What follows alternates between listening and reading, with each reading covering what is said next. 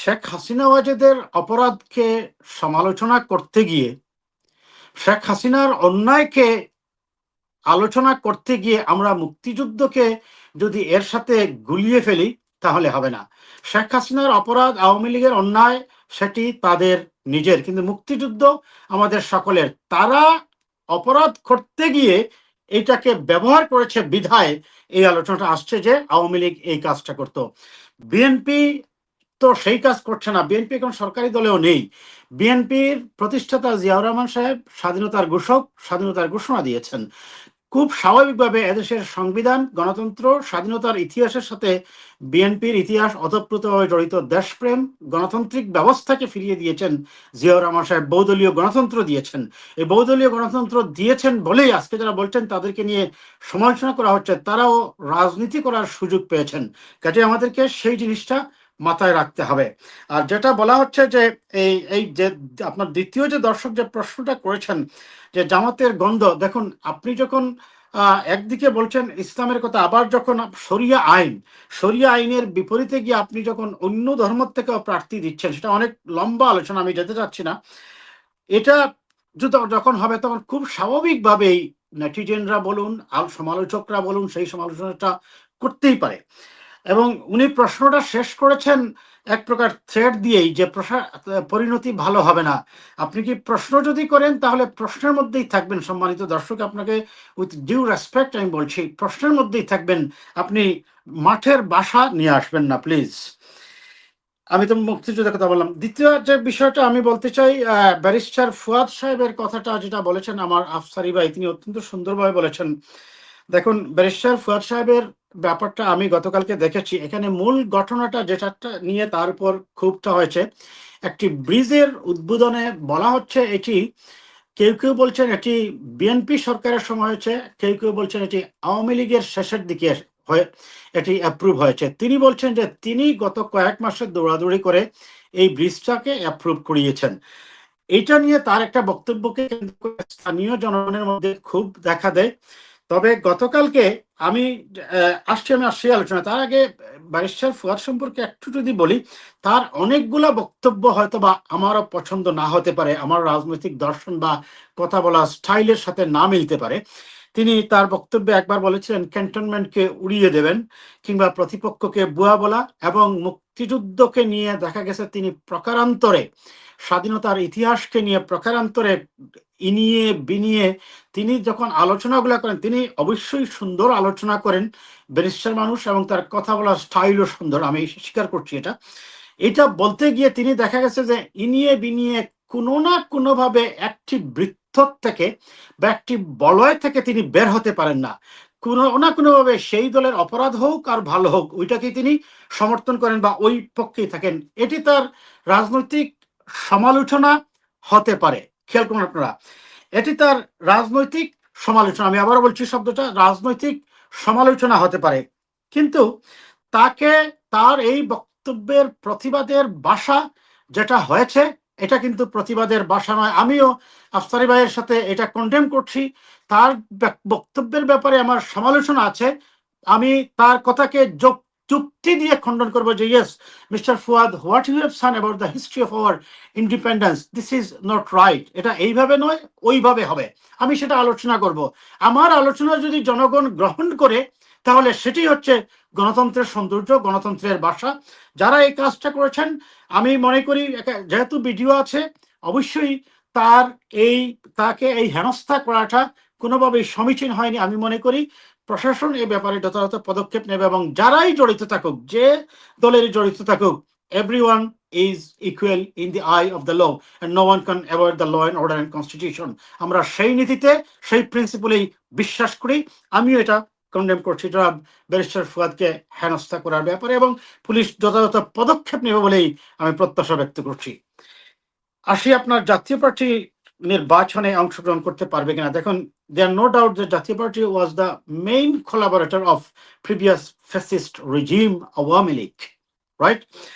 জাতীয় party collaborator ছিল, কিন্তু আপনি যদি একটা পরিসংখ্যান দেখেন, সেই পরিসংখ্যানে অবশ্যই আওয়ামী লীগ, জাতীয় পার্টি সহ যদি 14 দল নির্বাচন থেকে দূরে সরে যায়, অবশ্যই সেখানে প্রায় 45% ভোটার চলে যাবে। হয়তোবা তারা ভোট কেন্দ্রে আসবে, এসে অন্য দলকে দিতে পারে, বা তাদের প্রার্থী না থাকলে তারা ভোট বয়কট করতে পারে, দুইটার একটা হতে পারে। সেই ক্ষেত্রে জাতীয় পার্টি একটি কোলাবোরেটর। তারা কিন্তু, আপনি যদি বলেন মেইন অপরাধী নয়, আপনি এটা বলতে হবে, কারণ তারা ক্ষমতায় ছিল না, ছিল আওয়ামী লীগের সহযোগী। এখন আপনি গণতন্ত্রের বাসায় যদি আপনি গণতন্ত্রকে নিশ্চিত করতে চান, প্রথম কথা হচ্ছে যে let us agree for disagree. তার মতকে সে যেটা করেছে, আমরা এটা অবশ্যই বলছি, দেশের আইন বলছে অন্যায়, জনগণ বলছে অন্যায়, এবং সেই অন্যায় প্রমাণ করার জন্যই দেশের প্রায় 1500 মানুষ জীবন দিয়ে সেই অপরাধটাকে প্রমাণ করেছে যে ইয়েস, সেটা অন্যায় ছিল। এখন জাতীয় পার্টির এই নির্বাচনে আসাটাকে অনেকেই তাদের হয়তোবা দেখা যাবে যে রাজনৈতিক ফায়দা হিসাবেও ব্যবহার করছেন, যাতে করে যেহেতু ফাঁকা মাঠ থাকবে, সেহেতু আওয়ামী লীগও নেই, জাতীয় পার্টিও নেই। রাজনৈতিক দল বলতে আমরা বড় এই 4টি দলকেই ধরি, বিএনপি, আওয়ামী লীগ, জামাত এবং জাতীয় পার্টি।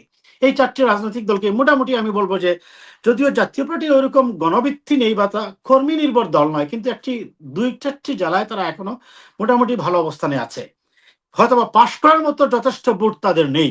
যাই হোক, সেটি হচ্ছে রাজনৈতিক স্ট্যাটিস্টিক্স বা ক্যালকুলেশন। প্রশ্ন হচ্ছে, জাতীয় পার্টিকেও যদি নির্বাচন থেকে দূরে সরিয়ে দেন, দ্যাট মিনস আপনি 60% বা 60% ভোটারের মধ্যে ভোটটাই গ্রহণ করছেন। সেই ভোটটা কতটুকু ইনক্লুসিভ হবে, প্লাস এই নির্বাচনটা দাতা সংস্থাগুলা, particularly United Nations, United states, United kingdom, Germany, France সহ দাতা সংস্থাগুলা এই নির্বাচনকে কতটুকু গ্রহণযোগ্য হিসাবে মেনে নেবে। ইয়েস, নির্বাচন হয়তোবা নিরপেক্ষ হবে। এখন একটা পক্ষকে বাদ দিয়ে যে একটা পক্ষ আছে, সেই একটা পক্ষের মধ্যেও আবার কেউ কেউ নির্বাচনী সেন্টার দখলের প্ল্যান করতেছেন।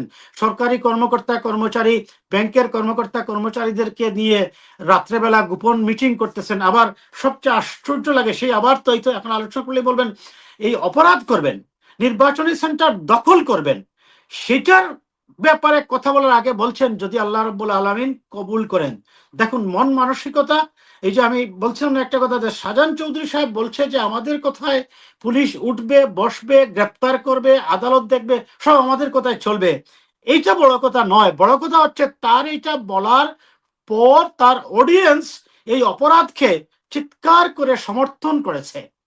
জনাব মাসুদ সাহেব যে অপরাধ করছেন, তিনি নির্বাচনকে সেন্টার দখলের পরিকল্পনা করছেন, এইটা করার আগে তিনি বলছেন আল্লাহ রাব্বুল আলামিন যেন এটা কবুল করেন। কোথায় গিয়ে মেন্টালিটি ডিভালুয়েটেড হয়েছে, আমি সেটা বোঝানোর চেষ্টা করছি। মানসিক অবস্থা কোথায় গিয়ে নেমেছে যে আমি অপরাধ করছি আর বলছি আল্লাহর নামে আমি শুরু করলাম, আল্লাহ এটা কবুল করবেন। এর চেয়ে রাজনৈতিক দন্যতা, রাজনৈতিক কি বলবো, ডিভালুয়েশন আর কি হতে পারে আপনি বলেন। যাই হোক, এখন আমার প্রশ্ন হচ্ছে, নির্বাচনে যদি আসে, তারা তো অপরাধ করেছে, তারা তো ফ্যাসিবাদের কোলাবোরেটর ছিল, তাহলে তো জনগণ অবশ্যই তাদেরকে প্রত্যাখ্যান করবে। বাট আমার জনগণের কথাটা আমাকে শুনতে হবে, তারা কি বলতে চায়, তারা কি চায়।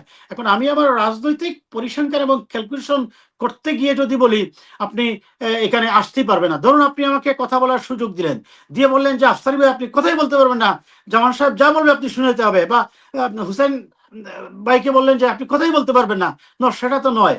আপনি আফসারি ভাইয়ের কথা শুনতে হবে, আমার কথাও শুনতে হবে, আপনার এই রাজু ভাইয়ের কথা শুনতে হবে। সকলের কথা শুনে আপনি যদি বিচারক হন, আপনি একটা সিদ্ধান্ত দিবেন যে ইয়েস, আপনার আলোচনাটাই যুক্তিপূর্ণ এবং আপনার এই আলোচনা মতো আমরা সিদ্ধান্ত গ্রহণ করতে পারি। তা আপনি জনগণকে কথা বলার, তার রাইট প্রকাশের, তার ভোটাধিকার প্রয়োগের, এবং মনে রাখবেন শেখ হাসিনার পালিয়ে যাওয়ার মূল কারণটাই ছিল মানুষকে 15 বছর ভোট দেয় নাই, দিনের ভোট রাতে করেছে, আমি জামি নির্বাচন করেছে।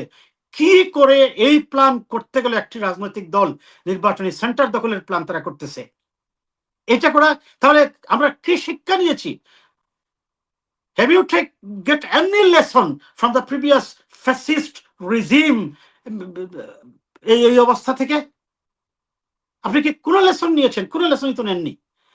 পরিষ্কার কথা হচ্ছে, জনগণ ভোট দেবে, জনগণ নির্ধারণ করবে কে ক্ষমতায় আসবে, কে না আসবে। যদি জামাত ইসলামিক গণতান্ত্রিকভাবে নির্বাচিত হয়ে ক্ষমতায় আসে, আমি ওয়েলকাম জানাই। দেশের মানুষ বলবে অবশ্যই ইয়েস, গণতান্ত্রিকভাবে যে কারো ক্ষমতায় আসার অধিকার আছে, কিন্তু নির্বাচনী সেন্টার দখলের পরিকল্পনা করে যে নির্বাচনের চিন্তা করতেছেন, এটাই তো শেখ হাসিনা করছিল।